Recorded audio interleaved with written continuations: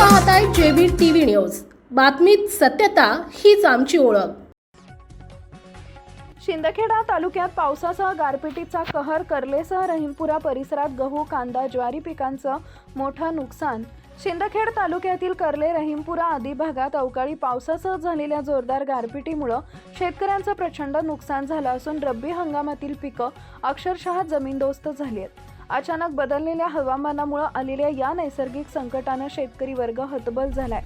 गारपिटीचा सर्वाधिक फटका गहू, कांदा आणि ज्वारी पिकांना बसलाय। कापणीच्या उंबरठ्यावर असलेले गहू पीक पूर्णपणे आडवे पडले असून शेतकऱ्यांचं मोठं आर्थिक नुकसान झालंय। तसेच गारांच्या तडाख्यामुळे कांद्याची पाती तुटून गेली असून शेतात पाणी साचल्यानं उत्पादन घटण्याची भीती व्यक्त होतीये। ज्वारीच्या पिकालाही फटका बसला असून कंस तुटल्यामुळे उत्पादनावर गंभीर परिणाम होणार आहे। या गारपिटीमुळे गुरांच्या चाऱ्याचंही मोठं नुकसान झालं असून पशुपालक शेतकरी अडचणीत सापडले।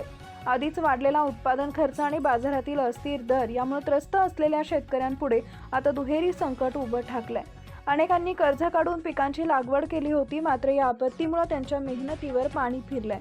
स्थानिक शेतकऱ्यांनी प्रशासनाकडे तात्काळ पंचनामा करून नुकसान भरपाई देण्याची मागणी केली आहे। तसेच पीक विमा योजनेअंतर्गत मदत लवकर मिळावी अशीही अपेक्षा व्यक्त करण्यात येते आहे। दरम्यान कृषी व महसूल विभागाच्या अधिकाऱ्यांकडून लवकरच घटनास्थळी भेट देऊन नुकसानाचा आढावा घेतला जाणार असल्याची माहिती मिळते आहे। शासनानं तातडीनं मदत जाहीर करून शेतकऱ्यांना दिलासा द्यावा अशी मागणी आता जोर धरते आहे। एकूणच शिंदखेडा तालुक्यातील काही भागात पावसाचा गारपिटीमुळे मोठा धक्का बसला असून संकटातून सावरण्यासाठी शेतकऱ्यांना तातडीच्या मदतीची आवश्यकता आहे। प्रतिनिधी पंकज पाटील, कर्वे। आपल्या परिसरातील महत्त्वाच्या बातम्या पाहण्यासाठी आजच आमच्या जेबी टीव्ही न्यूज चॅनलला YouTube वर सबस्क्राईब करा आणि